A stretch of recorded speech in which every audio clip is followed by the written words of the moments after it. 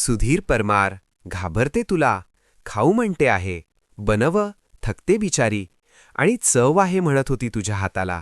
सुनंदा परमार फक्त हाताला, मला वाटते पूर्ण मला. ऊस गोड लागलाय खाते आहे मला.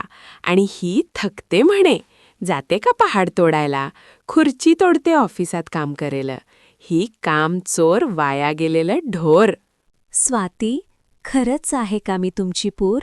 कुणी आई म्हणेल का आपल्या लेकराला ढोर? तरी इतकं काम करते तरी गोड लागत नाही मी. आणि ही नेहमी मिरची लागेल अशी बोलणारी बाई म्हणते ऊस स्वतःला कसं सहन करतो आपण. काश ये पापी पेट ना होता. ना भूक लगती ना सहना पडता अत्याचार. सुनंदा परमार, अत्याचारची बच्ची, तुला तर 2-4 लावल्या पाहिजे उलट्या हाताच्या, तेव्हा सरळ होशील तू. स्वाती, बाबा धमकी देते आहे. तुमची बायको जेवणार नाही मी, सांगून ठेवते.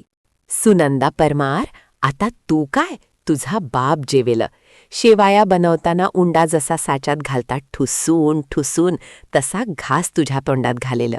महिनाभराचे पैसे अर्ध्या तासात खाते. अन्नधान्य गोड लागत नाही. चवय म्हणत होती माझा हाताला, मार खाशील माझा हातचा. फक्त जेवू नको तू, मग दाखवते की आई काय चीज आहे. स्वाती, इंग्रज कमी अत्याचार करायचे, ही जास्त करते आहे. तरी मी दिवसभर काम करते बाबा, पायावर उभी आहे.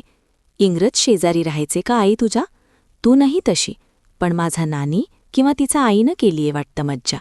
पण तू मला देते आहेस सजा? नको देऊ. तू गोरी, माझा बाप सावळा. केलं नसतं पटत नव्हतं तर लग्न.